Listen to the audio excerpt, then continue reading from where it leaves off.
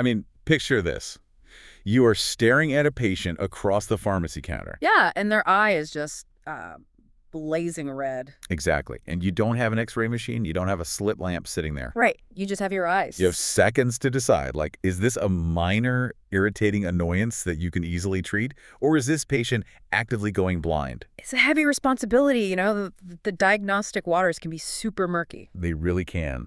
But today, we are pulling the exact clinical algorithms from the brand new 6th edition of Community Pharmacy, published in 2026, to clear those waters up. Yes, the definitive text. We are executing a highly detailed, textbook-accurate deep dive into the red eye. And this is tailored specifically for you pharmacy and medical students, designed to give you the exact tools you need. Okay, let's unpack this. Before we can even think about pulling a treatment off the shelf, we really have to look at what's actually happening on the surface of that eye. Right, the mechanics of it. I'm talking about the exact pathophysiology of conjunctivitis. And that really begins by understanding what the text refers to as the golden symptom. The golden symptoms, right? We are looking for the precise physiological presentation of the 3 main offenders. So that's bacterial, viral, and allergic conjunctivitis. Let's start with bacterial. Okay, so in adults, this is predominantly driven by Staphylococcus species, mostly, followed by Streptococcus pneumonia and Haemophilus influenza. The usual suspects, basically. Right. And the defining hallmark here, the true golden symptom, is a thick, mucopurulent discharge. So it's like playing detective with eye goop. Basically, yeah. Now, let's look under the hood there.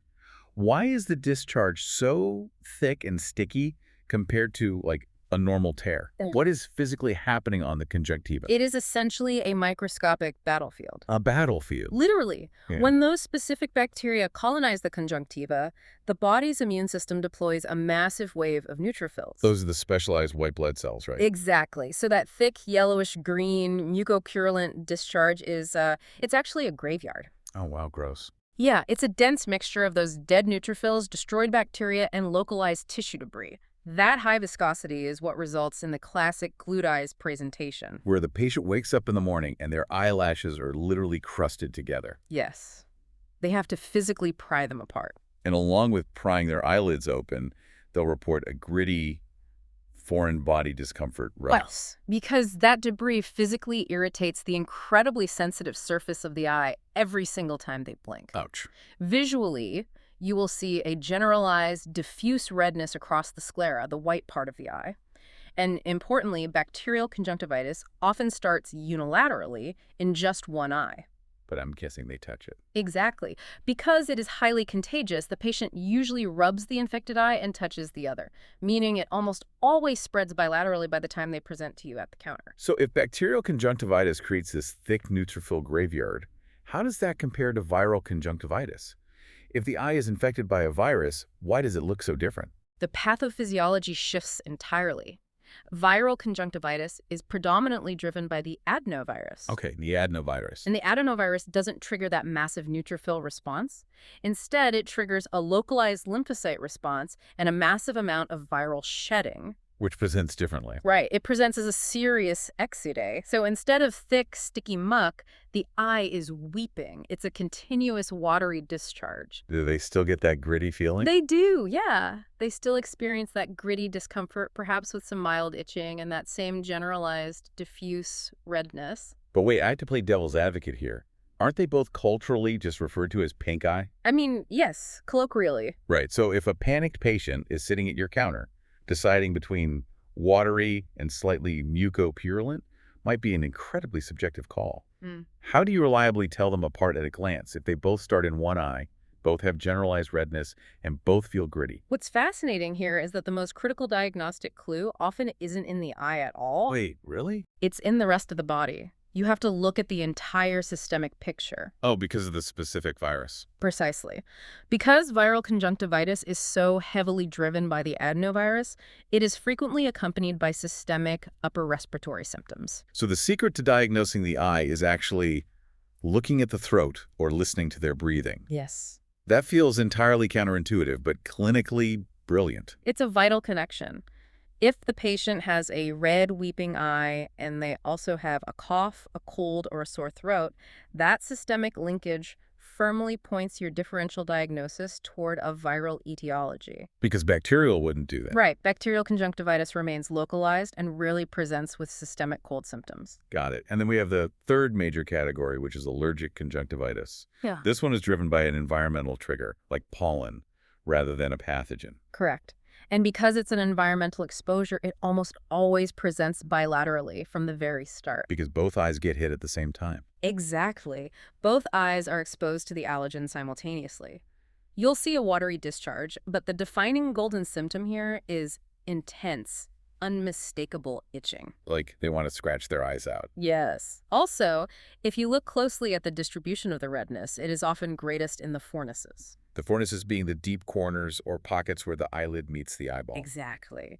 The pollen or allergen physically accumulates in those anatomical pockets, leading to a concentrated, localized histamine release right there. Okay, so we've established the baseline for a typical infection or allergic response. Yeah. But we have to transition our thinking. Right. What if the patient standing in front of you doesn't have an infection at all? We have to separate the mimics. Let's look at the conditions that make an eye red, but definitively are not conjunctivitis, starting with a subconjunctival hemorrhage. Oh, this is a visually dramatic presentation. It occurs when a small blood vessel ruptures right under the clear conjunctiva. And it bleeds. Yeah, trapping a pool of blood against the white sclera. Here's where it gets really interesting if a patient comes in with this. It looks like a drop of bright red ink dropped onto wet paper. It does. The color is shockingly vibrant. The human instinct is to completely panic, assuming their eye is bleeding out. But according to the text, a subconjunctival hemorrhage might actually be the least dangerous mimic. That's exactly what it is. Mechanically, it's just a tiny localized bruise. So it looks terrible, but it's fine. It is entirely benign in the vast majority of cases. It happens spontaneously or maybe from a sudden spike in venous pressure. From like what? A bout of heavy coughing, sneezing, or even heavy lifting at the gym. Oh, wow. The clinical differentiators from conjunctivitis are stark. Because there is no infectious or allergic process, there is zero discharge. And it doesn't hurt, right? Exactly. Yeah. Because the blood is trapped safely between layers of tissue, it is completely painless. Visual acuity is perfectly intact. So you just have to calm them down. Pretty much. As a clinician, your primary job is to reassure the terrified patient that it will resolve spontaneously, fading like a normal bruise over 10 to 14 days. So a hemorrhage is essentially just a harmless broken pipe. But what if the pipe isn't broken, just deeply inflamed? Let's go one anatomical layer deeper into the tissue to the episclera. The episclera is the thin layer of vascular connective tissue lying just beneath the conjunctiva and above the tough sclera. And when that gets inflamed, it causes a condition called episcleritis. And the redness is not a generalized pink hue, it is strictly segmental. The segmental meaning? It looks like a distinct, sharply defined sector or wedge of redness radiating outward on the white of the eye. And what's the symptom profile there? Like the hemorrhage, there is absolutely no discharge.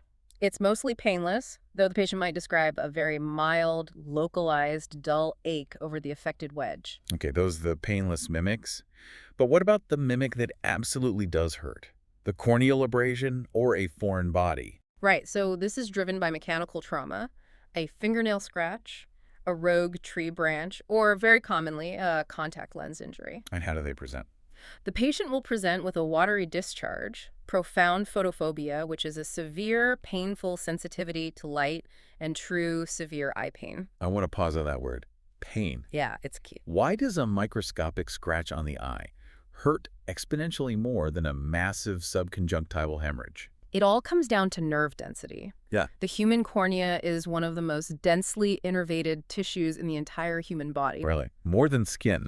Oh, it has hundreds of times more pain receptors than your skin. Even a superficial scratch exposes those raw nerve endings to the air and the friction of the eyelid with every single blink. Which gives us our definitive clinical rule of thumb. Yes. The distribution of the redness diffuse versus segmental and the presence of true pain are your absolute separators between a benign mimic and an infection. Precisely. If they are in severe pain, you are no longer dealing with a simple conjunctivitis. Which is the perfect pivot.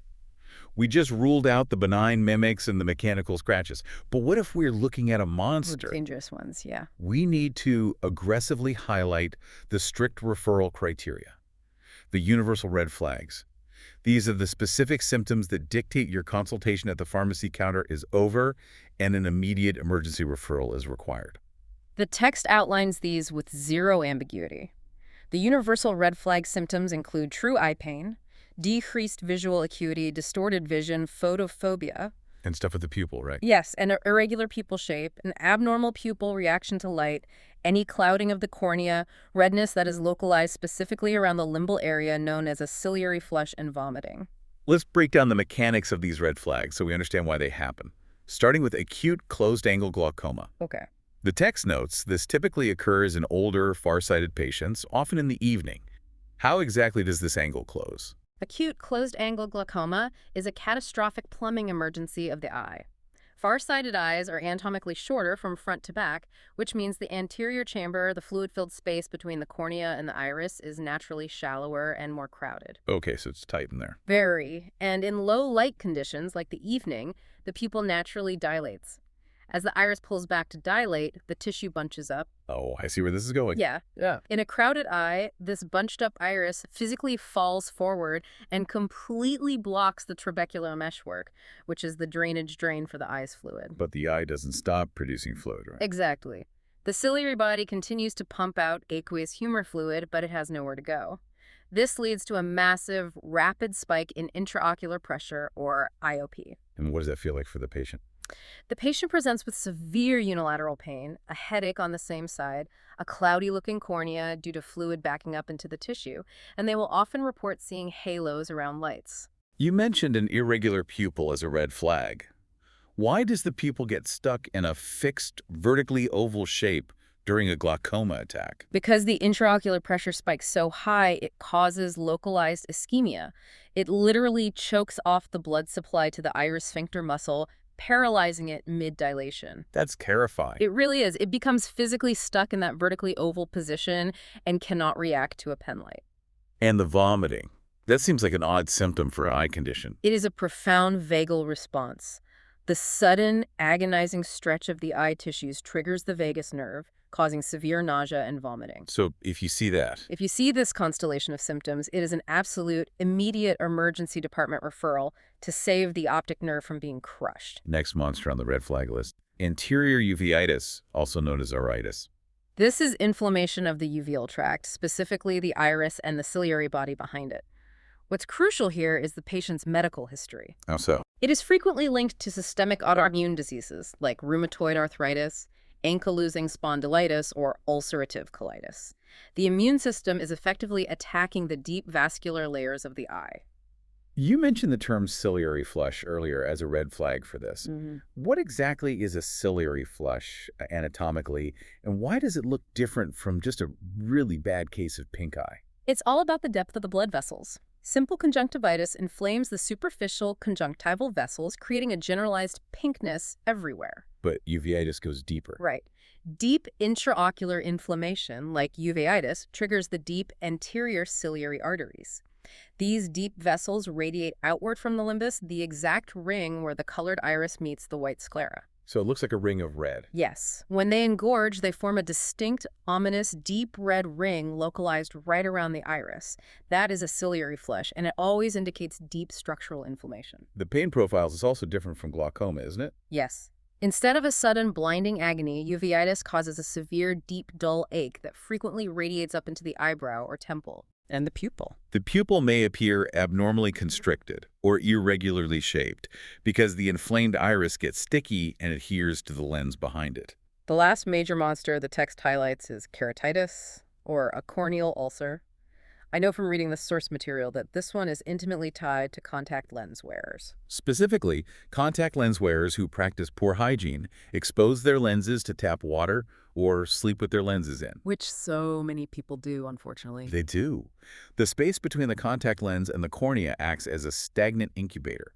Microabrasions from the lens create an entry point in the corneal epithelium. And that lets bugs in. Exactly. This allows pathogens, particularly a highly destructive amoeba called acanthamoeba or aggressive bacteria like Pseudomonas, to invade. And how does that present? The pathogen physically eats away at the compromised epithelium, forming a highly painful ulcer. The patient will present with severe pain, extreme photophobia, a ciliary flush, and often a visible white or gray spot on the normally crystal clear cornea. Immediate referral is needed to prevent the ulcer from perforating the eye entirely. So what does this all mean? Let me distill this down for you. It means if a patient says their eye feels gritty or itchy, you are generally safe to manage that at the counter. Usually, yes. But the second you hear the word pain, or they mention seeing halos, or you shine a light and see an oval pupil, or you spot that ominous red ring of a ciliary flush, your role shifts instantly from treatment to triage. You send them straight to a specialist. If we connect this to the bigger picture, it's about respecting the anatomy. The cornea and the inner chambers of the eye are highly delicate avascular structures. Meaning no blood vessels of their own. Right. They do not have their own blood supply, which means they cannot mount a standard rapid immune response the way your skin can.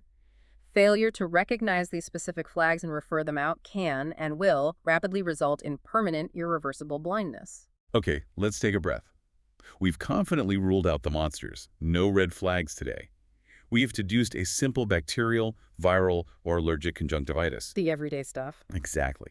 How exactly do we treat it?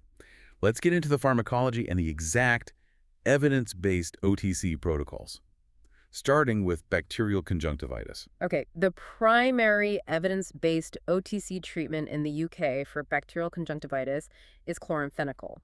It comes as a 0.5% drop or a 1% ointment and is licensed for use in children over 2 years of age. And how does it work? Chloramphenicol is a broad-spectrum bacteriostatic antibiotic. It literally stops the bacteria from synthesizing proteins. What is the exact dosing protocol we need to counsel the patient on? For the 0.5% drops, the protocol is aggressive initially to establish concentration.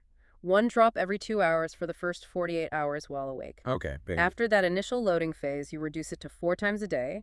The maximum duration of treatment is 5 days. And if they opt for the 1% ointment instead? The ointment is fantastic for overnight use because drops rapidly wash out with cure turnover while you sleep.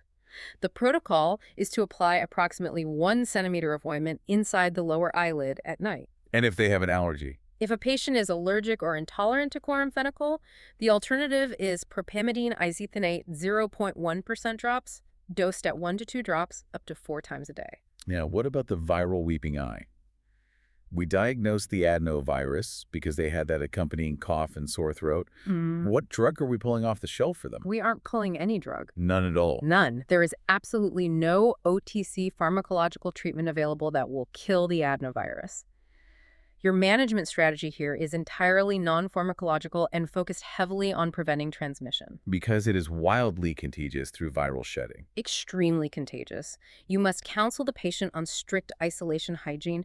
Do not share face towels or pillows. Wash hands frantically, especially after touching the face. And to manage the discomfort. To manage their symptoms, you recommend simple, unmedicated, artificial tear lubricant drops to soothe the grit and advise them to bathe their eyelids with cool water to gently clear the serous exudae. Which brings us to the allergic response. The intense bilateral itching in the fornices. Here you have 2 primary pharmacological avenues. First, the preventative route mast cell stabilizers like sodium comoglicate 2%. The dosing is 1 to 2 drops in each eye 4 times a day. Let's visualize that mechanism. Think of mast cells as cellular landmines sitting in the conjunctiva, absolutely loaded with inflammatory histamine. I like that analogy. The pollen acts as the tripwire. Sodium cromoglicate essentially diffuses the landmine, strengthening the mast cell membrane so even when the pollen hits it, it can't detonate and release the histamine. That is a perfect physiological summary. The second avenue is the symptomatic route for the redness itself. Topical sympathomimetics like nafazoline 0.01%. How does that work? This acts as an alpha-adrenergic receptor agonist. It binds to the receptors on the swollen blood vessels in the sclera, forcing them to constrict and rapidly get the red out. But the text is incredibly aggressive about a specific rule for those sympathomimetics. You must limit their use to a maximum of 7 days. Why are we so strict about that timeline? This raises an important question about a specific rebound effect called medicamentosa. Medicamentosa. Yeah. Sympathomimetics pharmacologically force the smooth muscle in the blood vessel walls to contract. If you use them continuously for more than a week, that smooth muscle becomes exhausted and physically dependent on the drug to maintain its vascular tone. It's like a rubber band that's been stretched way too far For too long, it completely loses its natural snap. Precisely. Once the patient finally stops using the drops, those exhausted blood vessels dilate massively, even worse than before the treatment started. Oh, that's awful. The patient is left with a chronically fiercely red eye, which ironically makes them panic and want to use the drops again. You have to break that cycle by strictly enforcing that 7-day maximum. That is such a vital clinical pearl. Speaking of pearls, the text highlights several non-pharmacological pro tips that elevate this from basic dispensing to true clinical care. I really love these. First is the fridge trick for chloramphenicol. Why does cold fluid cause such a problem? Well, chloramphenicol drops must be stored in the refrigerator between 2 and 8 degrees Celsius to remain stable. However, if we revisit the anatomy, the cornea is the most pain-sensitive tissue in the body. So dropping cold liquid on it. Dropping physically cold fluid directly onto those raw nerve endings causes a sharp reflex discomfort. That pain triggers a reflex tear response, which immediately washes the antibiotic right out of the eye before it can absorb. Self-defeating. Exactly. The pro tip is to advise the patient to take the bottle out of the fridge and roll it between their hands to warm it to room temperature for a few minutes before instilling the drop. Such a simple, deeply empathetic piece of advice based on pure anatomy. And then there's the contact lens rule. If a patient wears soft contact lenses, they must immediately stop wearing them during any ocular infection treatment, and for a full 48 hours after the treatment concludes. Just to give the eye a rest. No, this isn't just to rest the eye, it's a chemical necessity. The preservatives used in these OTC eye drops, like benzalkonium chloride, will actually bind to and physically absorb into the hydrogel matrix of the soft contact lenses. Oh, wow. This warps the lens and causes severe chemical toxicity to the eye. Finally, we have the packet technique for application. You don't just tilt your head back and bomb the eye from above, hoping it lands. Please don't do that. You wash your hands, tilt your head back to look at the ceiling, and gently pull down the lower lid to form a small anatomical pocket in the inferior fornix. Right, creating a little well. You apply exactly 1 drop into that pocket without letting the tip of the bottle touch the eye or the lashes to prevent bacterial contamination of the bottle. Close the eye, gently don't squeeze it shut, or you'll pump the drug out and gently wipe away the excess. This technique maximizes the contact time of the drug with the conjunctival tissue and minimizes the amount of drug that drains down the nasolacrimal duct into the back of the throat, reducing systemic absorption. It's flawless clinical execution. So let's look at the massive clinical toolkit you have just acquired. You are now armed to the teeth. Absolutely. You know the mechanics behind the golden symptoms to differentiate the mucopurulent bacterial graveyard from the watery viral shedding.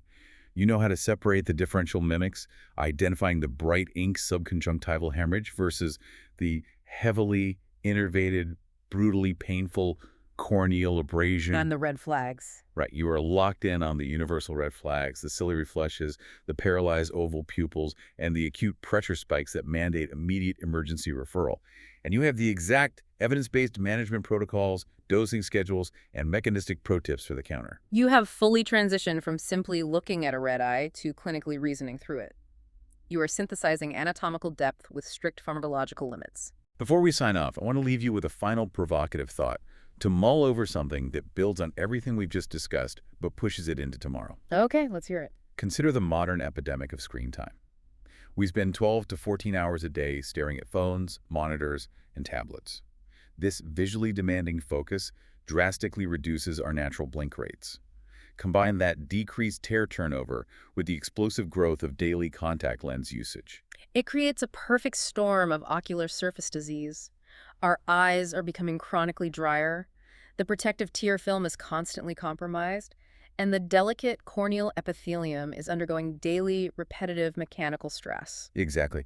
The line between simple environmental irritation, a mild bacterial infection, and a rapidly sight-threatening amoebic corneal ulcer is blurring faster than ever. It really is. So how might your role as a primary care clinician evolve in a decade? Imagine utilizing AI-driven retinal and anterior segment imaging right at the pharmacy counter. That would be incredible. Imagine a triage system that can analyze the specific vascular pattern of a ciliary flush or detect a microscopic acanthamoeba ulcer before the patient even says a single word about their pain or their symptoms. The technological tools are changing, but the deep clinical reasoning and physiological understanding you've learned today will be the foundation of it all. Keep your eyes open to the future of clinical practice. Because the initial presentation at the counter may be murky, but your clinical judgment must remain absolutely clear. We started today talking about how you don't have an X-ray machine when that red, weeping eye is staring at you across the counter. But with the right systemic questions, the anatomical flags, and an understanding of the underlying physiology, you don't need the X-ray machine. You just built one in your mind. Thanks for taking this deep dive with us.